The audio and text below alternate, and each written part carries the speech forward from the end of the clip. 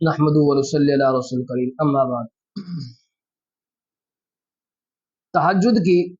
ایک عجیب و غریب فضیلت حدیث پاک کے اندر آتا ہے کہ جیسے دنیا میں درختوں سے پھل اور پھول نکلتے ہیں، اسی طریقے سے جنت میں درختوں سے لباس نکلیں گے، کپڑے دنیا میں مشینوں سے بنتے ہیں، مشینوں میں تیار ہوتے ہیں، وہاں درختوں سے نکلیں گے اور بالکل ملائم،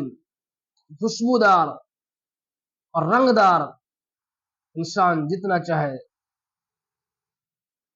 صبح دوپہر شام جس وقت چاہے انسان اپنے کپڑے دل کرے۔ اور اسی طریقے سے یہ جنتیوں کے لیے انعام ہے۔ اور دوسرا انعام وہ یہ ہوگا کہ درخت کا جو نچلا حصہ ہے اس سے گھوڑے نکلیں گے، ان گھوڑوں کے اندر گوشت اور خون نہیں ہوگا، جس طریقے سے دنیا کے گھوڑوں میں گوشت اور خون ہے وہ اس طرح کے نہیں ہوں گے، اور بڑے تندرست، صحت مند، چلاک، تیز رفتار گھوڑے ہوں گے، اور ان کے جو ہے کہ پشت پر اور زین اور منہ کے اوپر یاقوت اور موتی لگے ہوں گے، اور ان کی رفتار کی عالم یہ ہوگا کہ جہاں گھوڑے کی نظر پڑے گی وہاں اس کا پہلا قدم۔ جس طریقے سے دنیا میں لوگ جہاز میں بیٹھ کر سیر کرتے ہیں، جہاز گرنے کا ڈر ہے، تباہ ہونے کا ڈر ہے، جھانک نہیں سکتے، لیکن وہاں ایسا نظام نہیں ہوگا۔ ان گھوڑوں پر بیٹھیں گے، جنتی سیر کریں گے، اور جو کم درجہ کے جنتی ہوں گے وہ دیکھ کر رشک کریں گے کہ اللہ، انہوں نے ایسا کون سا عمل کیا ہے جس کی وجہ سے آپ نے ان کو اتنا نوازا ہے۔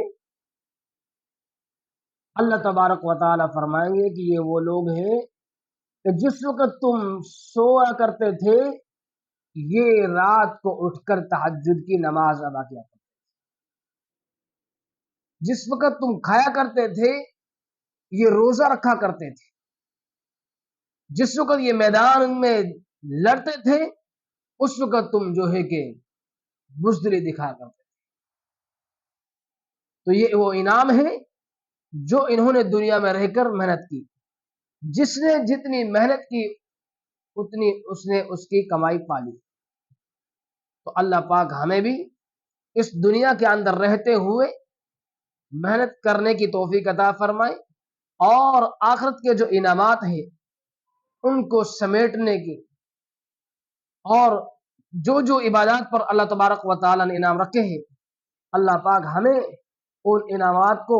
اس جنت کو حاصل کرنے کی توفیق عطا فرمائے، اور اپنے رب کو راضی کرنے کی توفیق عطا فرمائے۔